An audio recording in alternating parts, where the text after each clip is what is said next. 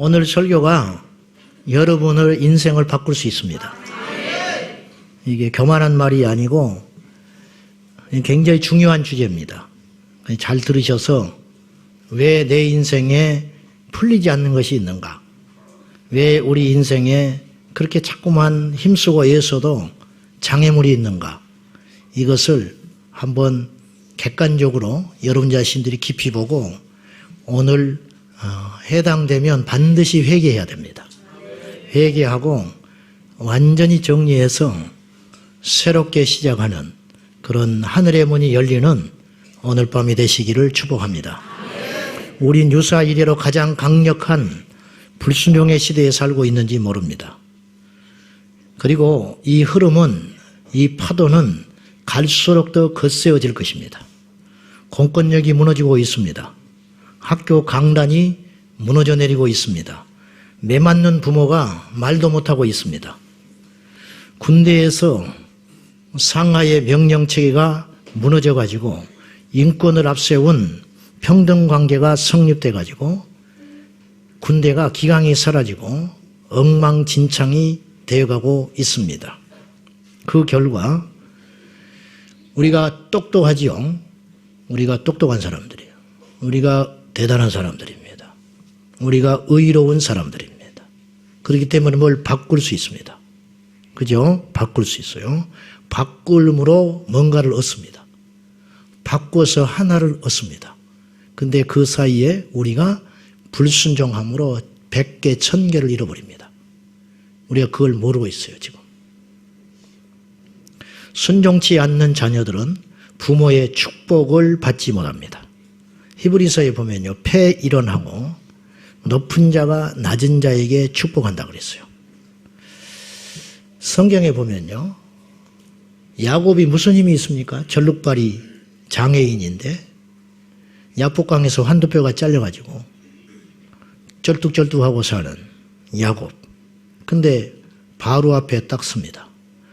바로 앞에 서가지고 축복을 해요. 영적 권위. 하나님은 바로보다 야곱을 높이 생각하신 거예요. 그래서 축복하라는 거예요. 그 축복을 꼼짝없이 받아요. 요셉은요, 애굽의 2인자예요.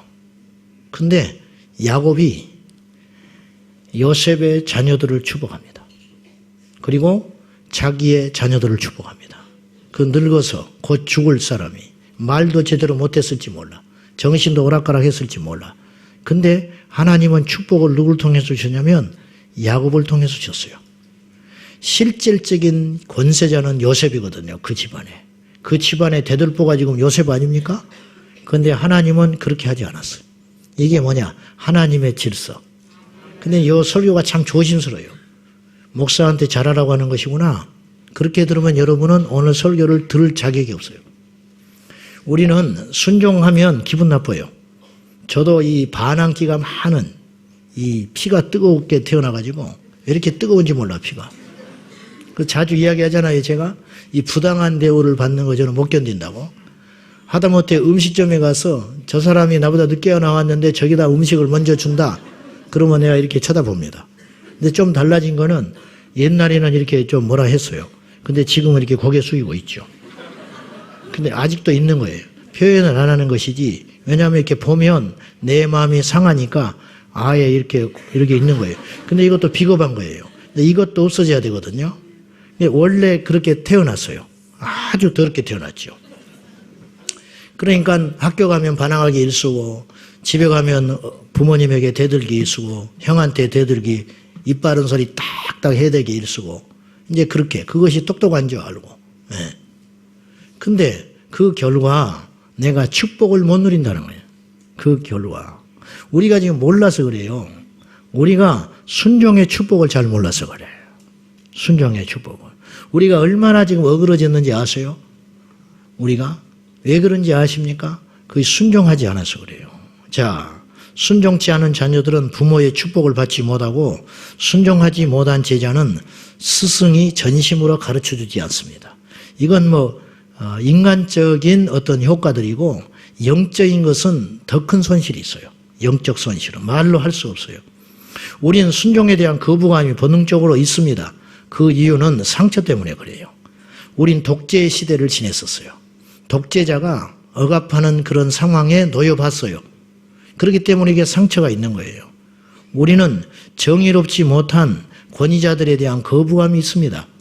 그래서 윗사람에게 혹시 윗사람이라고 여겨지는 사람들에게 고분고분하는 것은 비겁한 것이고 어떤 제도에 고분고분하게 따라서 가는 것은 융통성 없는 것이고 우리가 그러한 것들이 몸으로 체득되어 있는 불행한 사람들이에요. 사실은 우리가 그런 시대를 살아왔어요.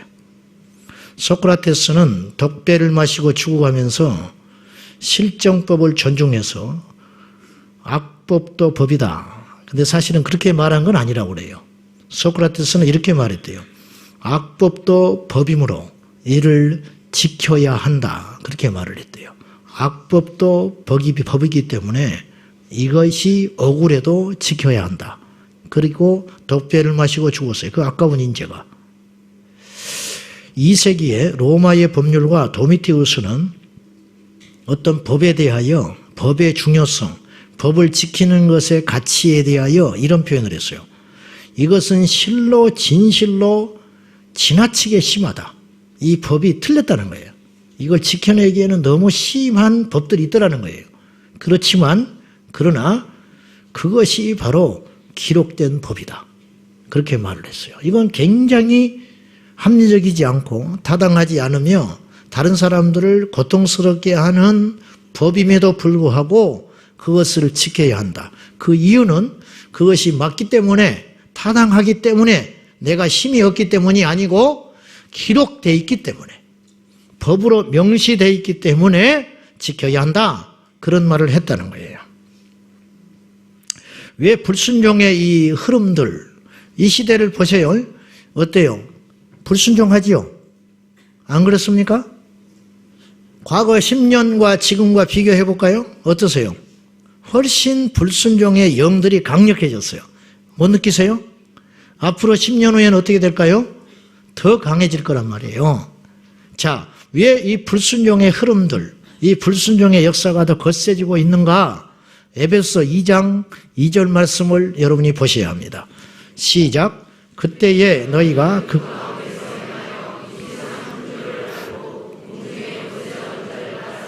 곧 지금 불순종의 아들들 가운데서 역사하는 영이라 그랬어요. 자, 공중의 권세 잡은 자, 곧 마귀는 어떤 사람들에게 위력을 발휘하느냐 하면 불순종하는 존재들에게. 그러니까 우리가 순종하면, 거꾸로 말하면 우리가 하나님 말씀에 순종하면, 하나님이 세운 권위와 질서에 순종하면 어떤 일이 벌어지냐면 마귀가 건드리지를 못한다는 거예요. 마귀는요, 예수의 이름으로 쎄쎄 소리 한다고 하는 게 아니에요. 예수의 피 그런다고 하는 게 아니에요. 그걸 부르는 사람의 믿음이 중요한 것 아니겠어요? 그 상태가 중요한 거예요. 제가 전에도 그랬는데 예수의 이름을 무슨 특별한 용도처럼 사용하고 그 이름을 부르지 않아서가 문제가 아니라니까요. 그 이름을 스게와의 제사장 7 아들은 예수의 이름으로 귀신을 쫓으려고 했지만 망신만 당했어요. 내가 예수님도 알고 바울도 안다. 너는 누구냐? 네가 쓰는 이거 예수의 이름은 보잘것없는 거라요. 예수의 이름 자체는 능력이 있지만 이것을 쓰는 네가 준비되지 못했다. 네가 거듭나지 못했다. 네가 하나님의 사람이 아닌데 그 똑같은 이름을 바울이 사용하면, 그 똑같은 이름을 베드로가 사용하면 귀신이 벌벌 떨고 나갔지만은 스게와의 7 아들은 아무런 힘이 없었다는 거예요. 이걸 우리가 염두에 둘 필요가 있다라는 것이에요. 자, 마귀는 누구에게 위력을 발휘하는가? 불순종하는 자에게, 불순종하는 자에게 강력한 위력을 발휘한다는 거예요. 현대어 성경에는 이 말씀을 곧 지금 불순종의 아들들 가운데 역사하는 영이 마귀죠. 불순종의 아들들 가운데 역사하는 영이다. 이 말을 현대어 성경에는 이게 표현했어요. 이 마귀는 현재 불순종하는 사람들 가운데서 활동하는 영입니다. 그랬어요. 그 말이 그 말이죠. 우리가 불순종하는 한은 계속해서 사탄의 영향력 아래 죽을 때까지 살 수밖에 없다라는 거예요. 구원과는 별개예요. 이것은 물론 구원받는 것도 굉장히 어렵고 벅찰지도 모르겠지만은 또한 구원에서 미끄러질 확률도 많겠죠. 왜냐? 계속 사탄의 영향력에 있으니 좋을 리가 있겠어요? 그러므로 우리가 오늘 이것을 조금 아는 눈이 열려지시기를 축복합니다. 제가 참 조심스럽다 제가 그런 말을 했는데 권위자에게 잘하라 그런 뜻이 아니라니까요. 우리에게는 이런 상처들이 있어요. 요새는 그런 운동들이 많이 없어졌지만 부흥회를 하면 부흥회 강사가 마지막 날에 분위기가 무르익었을 때 목사님 무슨 차 타고 다닙니까? 이제 물어봐. 소나타요 그런다고. 소나 타고 다닐 것을 사람이 타고 다니냐고. 장로님 손 드세요 그런다고. 부흥회 때. 그러면 장로님들이 쭈삣쭈삣 해가지고 몇 사람 손을 들어요. 에쿠스 하나 사주시오. 아멘. 순종하세요. 막 이렇게 몰아쳐요. 그러면 그냥 투덜투덜하면서 또 사줘. 그래가지고 교회가 막 바람에 휘말려 버리는 거예요. 다는 아니지만은 우리가 이제 그런 분위기 가운데 있었던 적이 있어요. 있죠? 그런 거 들어봤지요? 그런 게 있어 봤지요? 없어 봤구나. 제가 고등학교 때 수요 예배를 저희 모교회를 못 가고 하수 갈 때니까 저희 동네에 있는 어떤 교회를 갔는데 그 교회가 불이 났어요. 불이 나가지고 절반쯤 뼈대만 지었어요. 가지고 뼈대만 지어진 그 1층에서 부흥회를 하더라고. 해필 수요일 날. 갔다가 나 죽을 뻔했네. 왜냐면은 그날이 마지막 날이었는데 1,000만 원 일어나라 손들으라는 거예요. 그냥 1,000만 원이 얼마나 큰 돈이에요 그때가. 30년도 전인데 만만한 게 장로님들이야. 장로님들 뭐 하냐고. 그러니까 장로님들이 일어났어요. 그래서 손들어서 1,000만 원 작정하라고. 1,000만 원 이상은 일어나는 거예요. 그래가지고 막 축복을 막 주고 500만 원 100만 원 10만 원 5만 원 나는 죽을 때까지 앉아 있었지. 막 시선이 나한테 막 쏟아지는데 얼굴이 후끈거리고 말이죠. 나는 그게 교인도 아니고 고등학생이 도시락 2개 딸가락 들고 가가지고 가방에 넣어가지고 무슨 돈이 있어서 내가 그게 건축헌금을 작정을 하겠어요. 이런 상처들이 우리 안에 있단 말이에요. 그러니까 주의 종이니까 순종하라고. 막 이런 것들. 그래서 이 설교가 참 어렵습니다. 그래서 상식이 있는 목회자들, 양심 있는 목사들은 이걸 잘 못해요. 그러면 안 함으로 어떤 일이 일어나느냐? 성도들이 피해를 본다 이거예요. 성도들이 피해를 본다. 며칠 전에 새벽 기도를 하는데 가르쳐라 하나님이 그러셔요 저한테. 네가 성도를 사랑한다면 가르쳐라. 내 백성이 몰라서 죽는다. 내 백성이 알지 못하여 죄를 짓느니라. 그래서 내가 용기를 내서 이게 사실 몇 주 됐어요. 그냥 오늘 나누게 된 것인데. 자, 본문은 잘 아는 내용입니다. 사울이 아말렉과 전쟁을 하러 가는데 하나님께서 사무엘에게 신탁을 줘요. 가서 이렇게 말하라. 가서 이 전쟁에서 승리할 때 그들을 다 진멸시켜버려라. 남녀노소 할 것 없이 다 죽이고 그들에게 있는 소유의 가축과 우양 그런 것도 다 일체 어떤 것도 남겨두지 말고 진멸시켜버려라. 그렇게 이야기해요. 그 이유가 뭔지 아세요? 아말렉이 과거에 이스라엘 백성들이 광야에 나올 때 그들을 괴롭혔어요. 아주 뒤끝 장렬하신 하나님. 그걸 다 기억하고 계시다가 지금 시대가 얼마나 많이 흘렀는데 그것들을 손봐버리라는 거예요. 하나님이요 우리들을 이렇게 사랑해요. 알긴 아나 모르겠네. 돈 없다고 좀 요새 아프다고 요새 일이 안 풀린다고 하나님이 우리를 우리 육신의 부모보다 더 사랑하신다고요. 부모는 자식을 잃을지라도 우리 하나님은 우리를 잃지 않아요. 우리 육신의 부모는 힘이 없어도 못 도와줘요. 능력이 없어서도 못 도와줘요.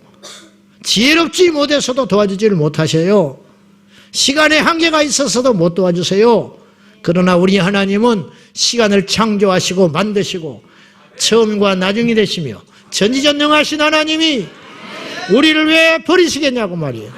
왜 우리를 잊어버리시겠냐고 말이에요. 절대 그럴 리 없다. 이스라엘을 괴롭혀? 마치 이런 거예요. 내가 심판해도 내가 심판한다. 이스라엘. 내가 손봐. 하나님 이스라엘 손볼 때 있거든요. 근데 이방인의 손, 그 더럽고 악한 손으로, 그 추한 손으로 내 백성 손보는 건 내가 못 견딘다. 이게. 가만히 보고 있다가 딱 오늘 뭐라고 하시냐면 아말렉에게 심판하라. 그 이유가 그것 때문이다. 이게. 다 진멸시켜버려라. 이들이 한 것도 아니에요. 이들의 조상이 한 걸 하나님이 이제 심판하시는 거예요. 그리고 승리했습니다. 승리하고 돌아온 사울이 불순종합니다. 근데 하나님이 하셨어요. 그리고 사무엘에게 내가 그를 왕으로 세운 걸 내가 후회한다. 사무엘이요 그날 밤에 그 말씀을 듣고 가슴이 아파가지고 밤새껏 하나님께 울면서 기도합니다. 이 심정 압니까? 사무엘이 그 사울을 버리시고 불순종하여 진노하신 하나님이 사울을 왕을 세운 걸 후회했다는 것 때문에 왜 이 사무엘이 밤새껏 부르짖고 기도를 했을까? 제가 볼 때는 하나님이 무서워서 그런 것도 아니고 하나님께서 결정하신 걸 바꾸려고 그런 게 아니라 하나님께서 후회한다는 그 말씀, 그 하나님의 심정이 느껴져서 하나님의 마음이 얼마나 아프실까? 하나님이 사울을 믿고 맡겼는데 저희가 교만하여 그 처음에 순수함을 잃어버리고 하나님 앞에 불순종했다는 걸 알고 사무엘이 가슴이 찢어지는 거예요. 밤새껏 기도해요. 밤새껏. 그리고 이제 사울에게 찾아가죠. 아닌 게 아니라 우양의 울음소리가 납니다. 이게 뭐요? 이게 뭐요? 너무 귀한 것이라. 현찮은 건 다 처리했습니다. 당신이 그렇게 하라 해서 다 죽였고 재물도 다 없앴어요. 그런데 이건 너무 좋고 귀한 것이라 하나님께 제사를 드리려고 내가 끌고 왔습니다. 어때요? 나 잘했지요? 이 말이에요. 누가 당신에게 그렇게 하라 합니까? 앞서간 거예요. 여러분 앞서가지 마셔. 하나님은 앞서가는 거 원치 않아요. 하나님은 잔머리 쓰는 거 원치도 않으셔. 하나님이 우리에게 요구하는 건 뭐냐면 순종하라는 거예요. 우리 인생이 할 수 있는 가장 강력한 영광은 제사거든요. 이스라엘 백성들이 40년 동안 광야에서 뭐 했을 것 같아요? 쎄쎄쎄하고 007빵하고 놀았을까? 이들이 매일 제사하는 거예요. 광야 40년뿐만 아니라 여러분 출애굽기에 보면요. 우리가 단편적으로 이스라엘 백성들이 애굽에서 하나님이 끌고 나오실 때 가나안 땅에 들어가게 하기 위해서 데리고 나오신 것 같지만 그것도 틀린 말은 아니지만 광야에서 제사를 드리게 하려고 데리고 나왔다고 그래요. 이것은 살짝 지나가니까 모르는데 성경에 분명히 기록되어 있습니다. 내 백성이 제사를 애굽에서는 드릴 수 없는 거예요. 이방인의 제물, 이방인의 풍습에 따라 이방인의 땅에서 하나님께 제사하는 거 받지 않으려고 그래요. 그래서 광야로 끌고 나왔다니까요. 뭐 하려고? 제사 받으려고. 제사를 받게 하시려고 하나님께서 이스라엘 백성들을 광야로 끌고 나오신 거예요. 그만큼 제사는 중요한 거예요. 근데 오늘 성경이 뭐라고 그런지 아세요? 제사보다 더 중요한 게 있다. 이스라엘 백성들은요, 안식일마다 제물 드렸어요. 제가 기억나면 제물 드렸어요. 절기에 따라 제물 드렸어요. 누구 원수가 생각나거든 화목제물 드렸어요. 계속 어떤 사람은 하루에 서너 번씩 제사를 드리는지도 몰라. 제사는 그들에게 있어 생명이에요. 근데 이 제사보다 중요한 게 있다. 순종하라. 순종하지 않고 제사하는 거 받지 않는다. 우리가 순종하지 않고 나의 제사를 하나님께 드릴 수 있어요. 에이, 그러게 가능합니까? 그럴 수 있어요, 인간은. 순종하지 않으면서 1년 52주 365일 새벽기도 드릴 수 있어요. 안 받아요, 하나님이. 이 말씀이 그 말씀 아닙니까? 불순종한 상태에서 하나님께 드려지는 어떤 행위 하나님 절대 받지 않는다. 필요 없다, 그 말이죠. 오늘 여기에 숨겨진 함정이 있습니다. 우리도 이 현장에 있으면 이렇게 속을 수 있어요. 보십시오. 사울이요, 대성을 한 거예요, 지금. 차라리 졌다면 돌이킬 수 있는 기회가 있어요. 왜 졌지? 뭐 때문이지? 때로는 패배하고 망하는 것도 축복일 때가 있어요. 잔인한 말 같지만. 사울은요, 완전 승리했거든요. 대성을 거뒀어요. 아말렉을 진멸하고 얼마나 기분 좋게 돌아왔겠어요. 그런데 하나님은 그 승리한 걸 보시지 않아요. 하나님이 크게 보시는 건 뭐냐면 불순종했다 이거예요. 승리한 거 하나도 기뻐하지 않으세요. 승리한 거 하나도 하나님께서 귀하게 여기지 않으세요. 불순종한 거, 그것을 하나님께서 진노하신다고 말이죠. 오늘 우리가 그럴 수 있다니까요. 우리가 순종의 가치를 아십니까?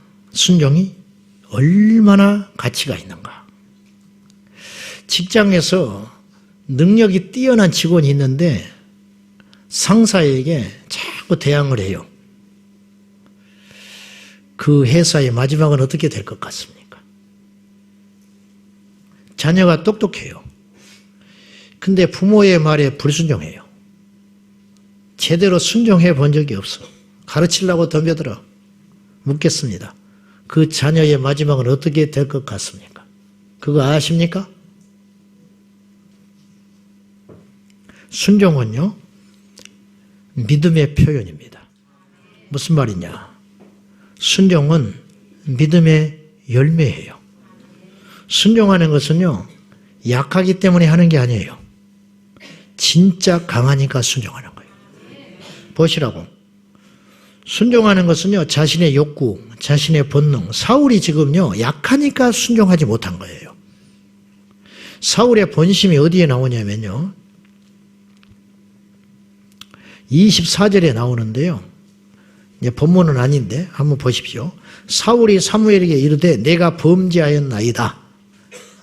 그리고 내가 여호와의 명령과 당신의 말씀을 어긴 이유가 있는데 내가 백성을 어쨌다고요? 두려워하여 그들의 말을 청종하였음이니이다. 하나님의 말씀을 듣지 않고 백성들의 말을 들었어요. 왜냐? 신탁은 사울만 들었잖아요. 처음에 마음은 사울이 순종할 마음이 있었을 거예요. 다 죽여라 그랬어. 그랬더니 인상 써 부하들이. 이거 갖고 가지요.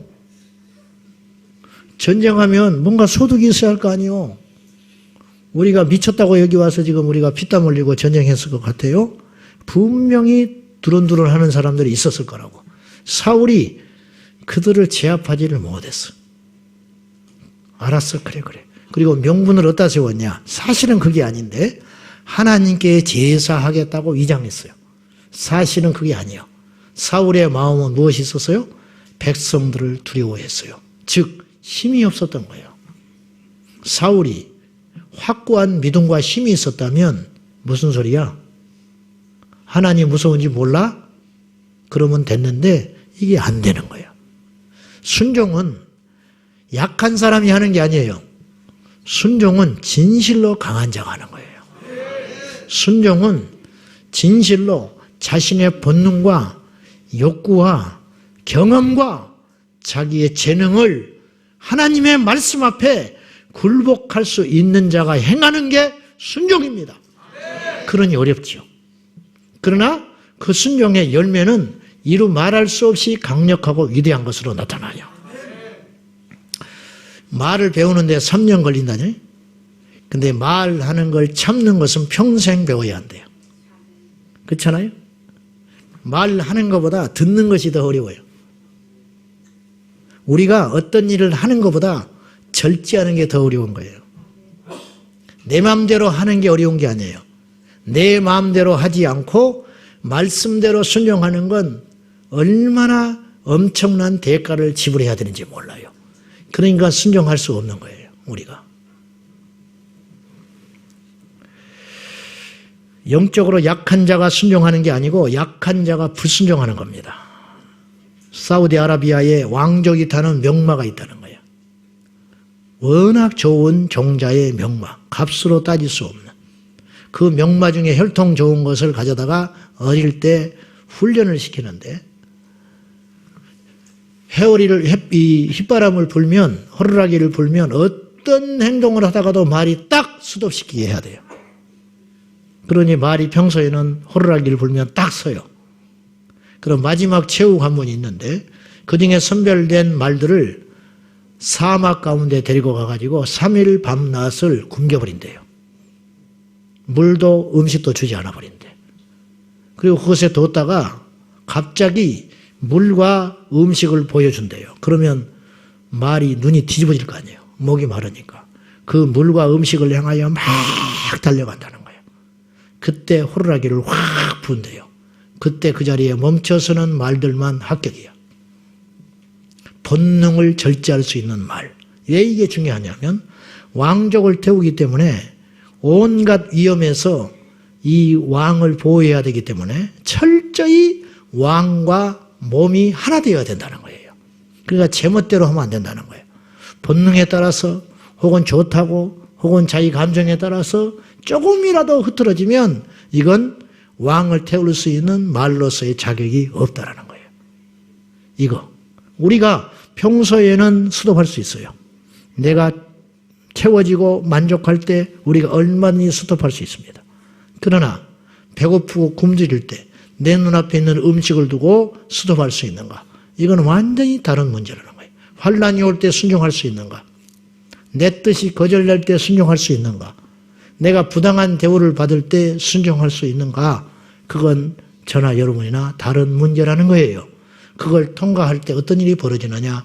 생명과 축복의 문이 열리는 것이에요. 예수님의 순종을 아십니까? 예수님도 순종했어요. 예수님이 약하셨으면 순종 못하셔요. 예수님이 진실로 강하셨기 때문에 하나님의 뜻에 자신의 육체를 굴복시키셔서 십자가 앞에서 순종하셨습니다.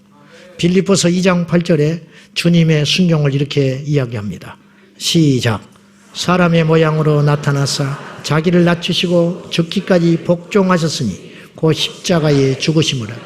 예수님이 어느 선까지 복종했냐면 십자가에 죽기까지 복종했어요. 가라 하는 거 가고 가지 말라 하는 거 안 가고 그런 정도의 수준이 아니에요. 십자가에 죽는 순간까지 주님의 뜻은 확고했어요. 하늘에 계신 아버지의 뜻은 십자가를 지라는 것이었어요. 예수님도 그 뜻을 아셨어요. 그렇지만 육신을 갖고 계셨기 때문에 이 순종이 쉽지 않았다는 거예요. 겟세마네 동산에서 처절하게 기도하실 적에 아버지의 뜻을 바꿔보려고 했지만 아버지의 뜻이 너무 확고한 걸 아시고 예수님께서 그 죽음의 잔을 받아들이는 장면이 나오잖아요. 이게 뭐냐? 복종.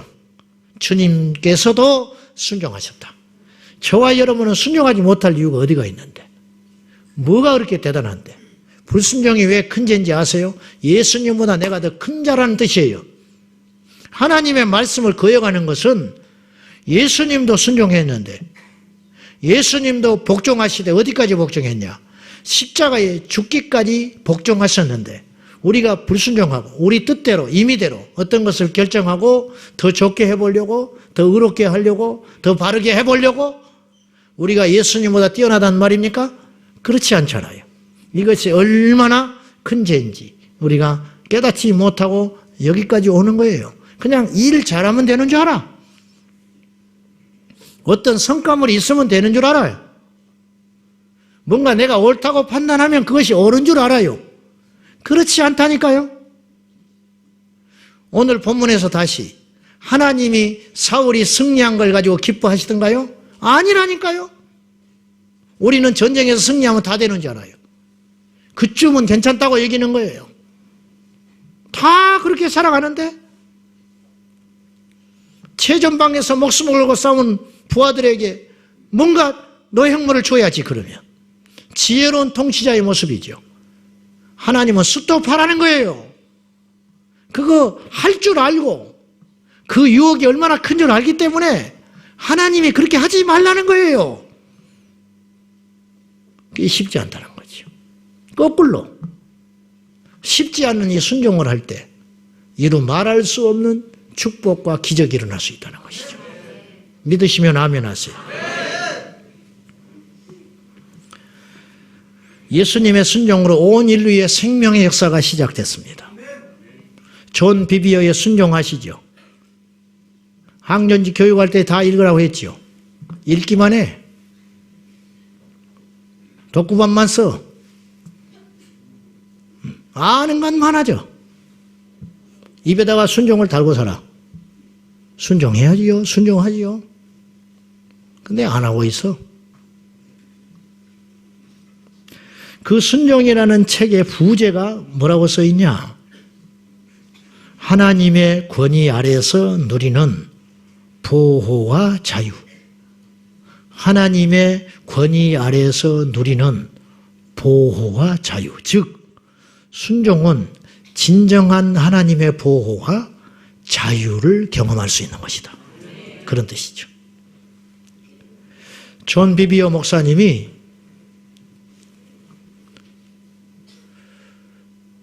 자기 아내와 몹시 불화한 시간들이 있었대요. 몹시 갈등이 심할 때가 있었대요. 그로 인하여 아내에 된 사모님은 항상 걱정과 우울함과 이 화에 시달려 있었대요. 여기도 한 2명 그런 분이 계신 것 같은데.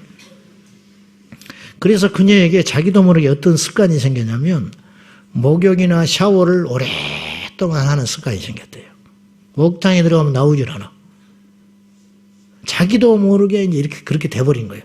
뭔가 이상 일탈 행동, 이 상처로 인해 가지고 심리 불안 증세가 나타나기 시작한 거예요. 주님 안에 있음에도 불구하고 사모님인데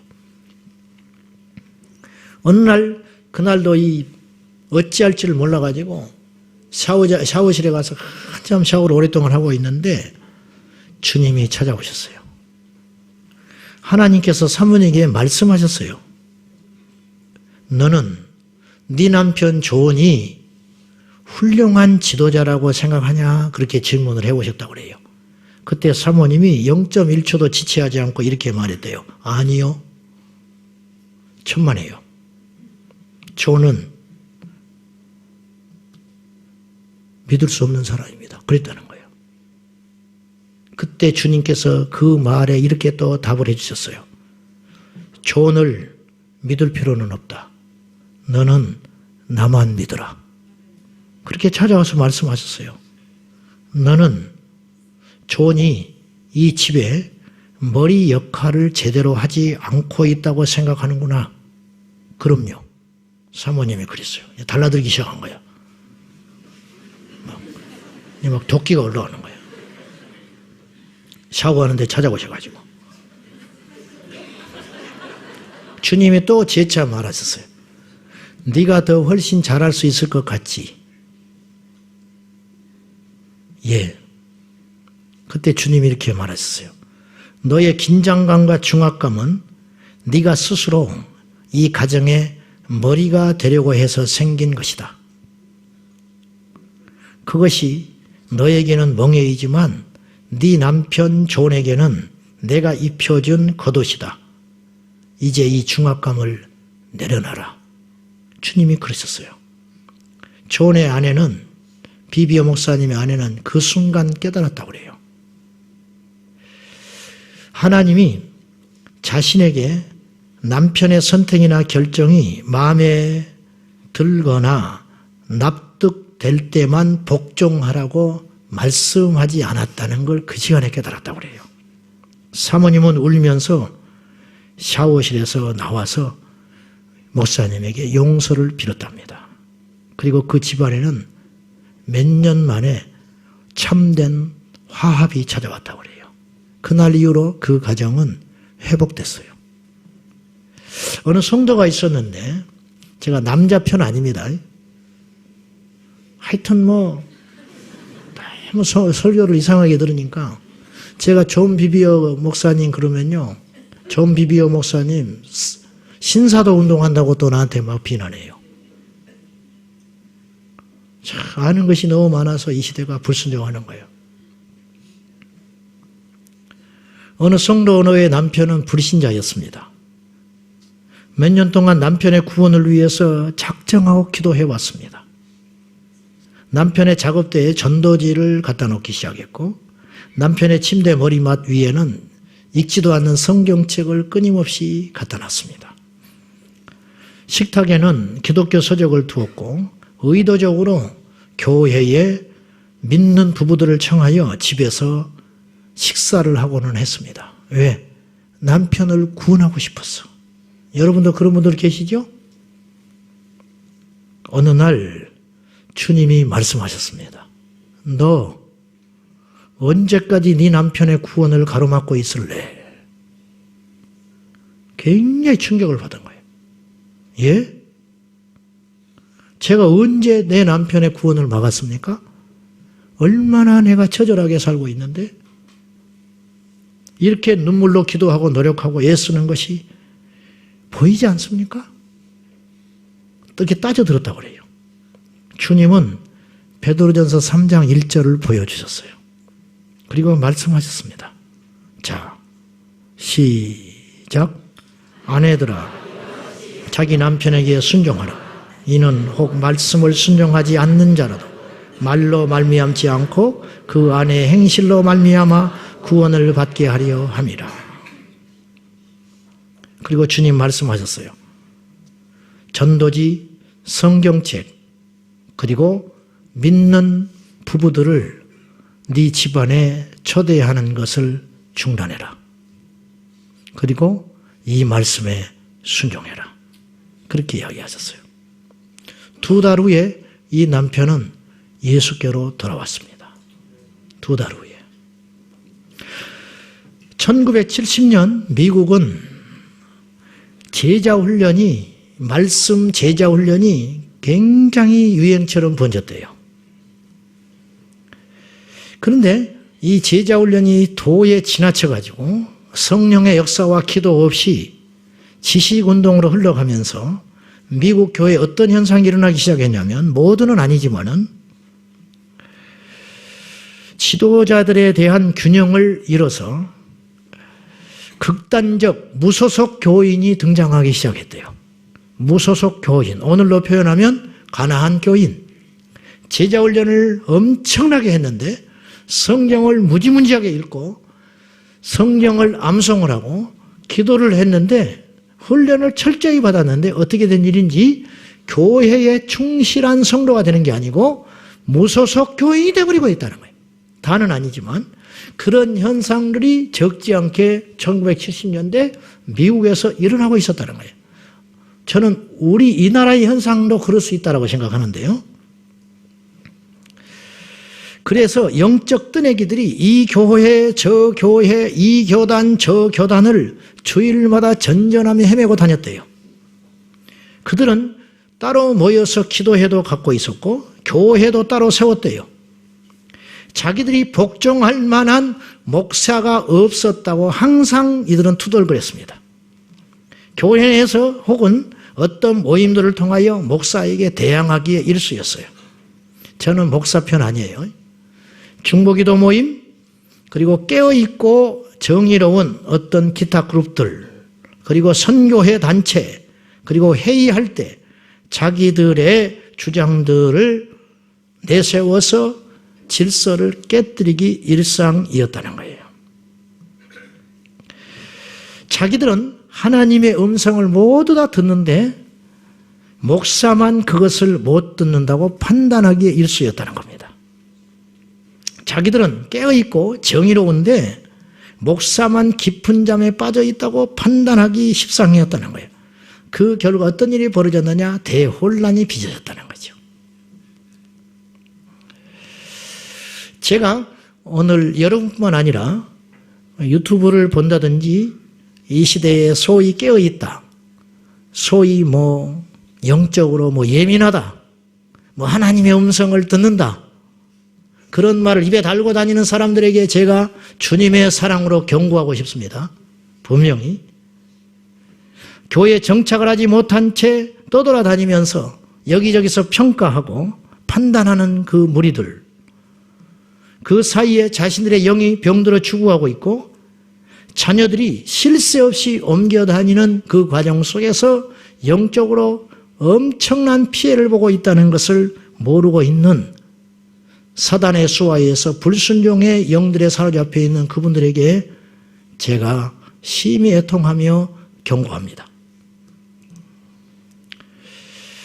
집에서 목회자들과 교회 리더십들을 서슴없이 비판하고 정죄하고 판단하는 소리들을 자녀들이 듣고 그들이 예배에 집중하지 못하며 침몰하고 있다는 걸 깨닫지 못하는 가련한 성도들에게 제가 주님의 이름으로 경고합니다.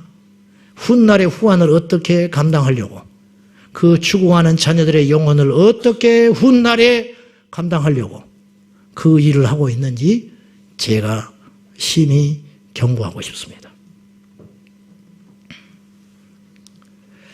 불순종이 가져온 비극은 본인이 형통치 못하며, 사울은요 왕이었지만 형통치 못했어요. 왕이지만 형통치 못했어요. 얼마나 이게 비극적인 일입니까? 여러분, 부자라고 해서 형통한 게 아닙니다. 건강하다고 형통한 게 아닙니다. 형통이라는 것은요, 삶의 모든 영역에서 전반적으로 근심이 없어야 형통해요. 돈은 있는데 병들었다. 건강한데 돈이 막혔다. 돈과 건강이 있는데 자녀들과의 관계가 깨졌다. 혹은 모든 것이 만족한데 영적으로 뚫어지지 않는다.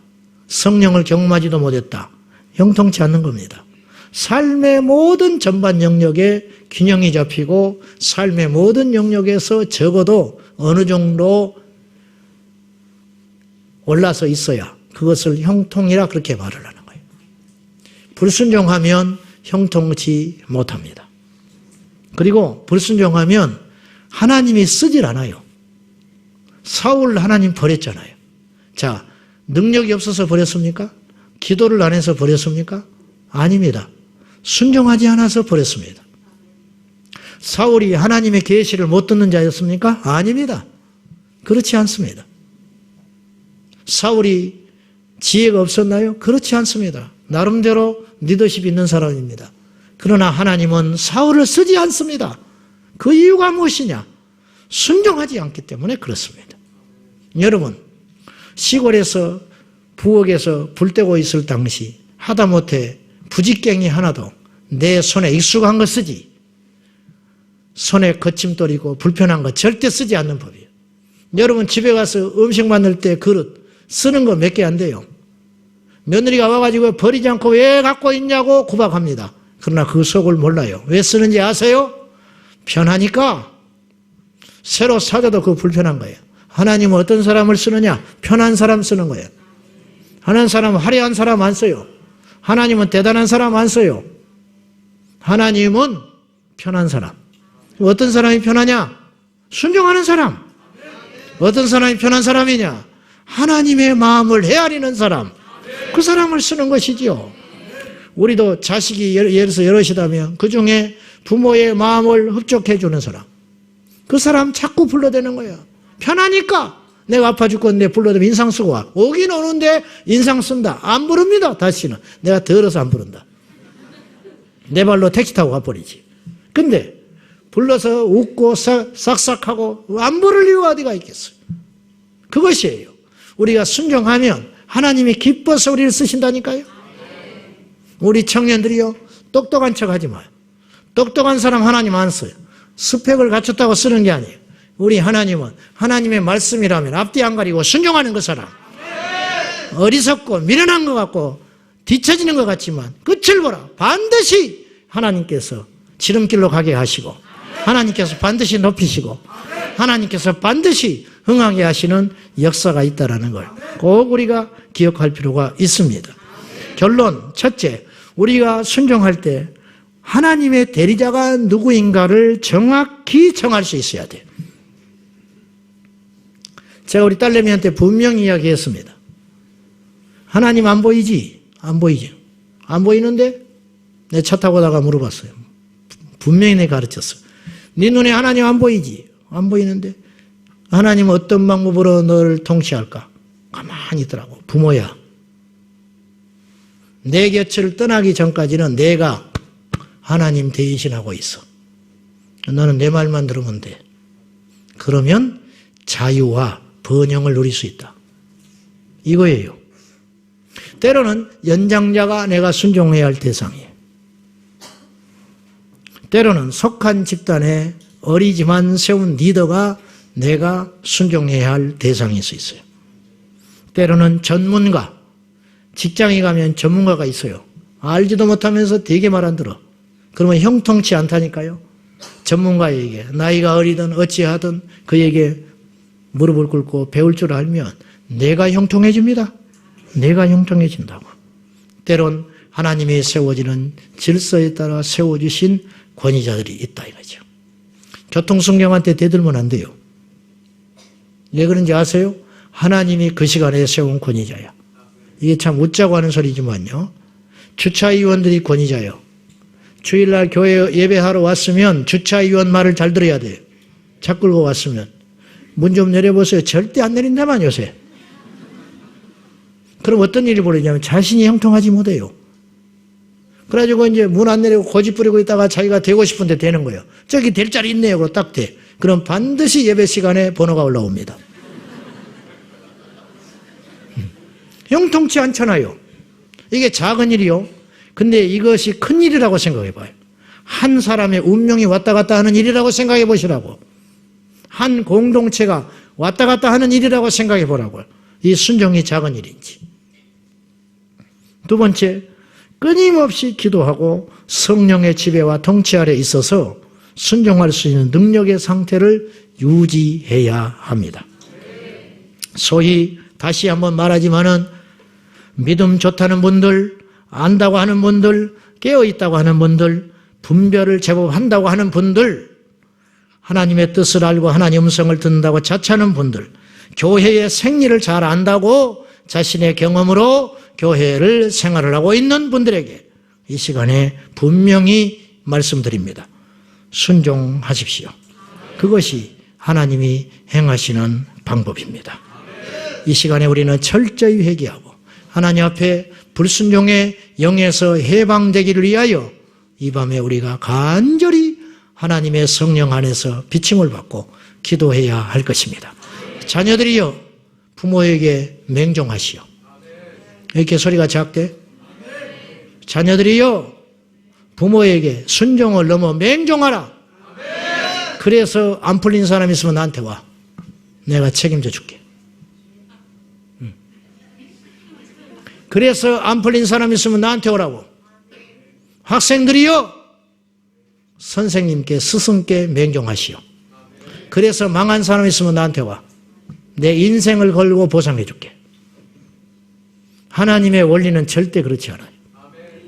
하나님의 원리가 있음을 깨닫고 똑똑한 척하지 말고 잘난 척하지 말고 아는 척하지 말고 하나님 말씀에 절대 순종을 넘어 복종과 맹종함으로 우리의 생애 가운데 여호와의 빛이 머물고 형통이 머물고 감사가 머물고 기쁨이 넘치는 주 예수의 사람들이 다 될 수 있기를 주님의 이름으로 축원합니다. 원상태로 돌아가지 마세요. 다시 또 불순종의 영 가운데 스스로 밀려 들어가지 말고 순종함으로 완전히 해방되어 이 불순종의 영들을 물리치는 저와 여러분 될 수 있기를 예수님의 이름으로 축원합니다.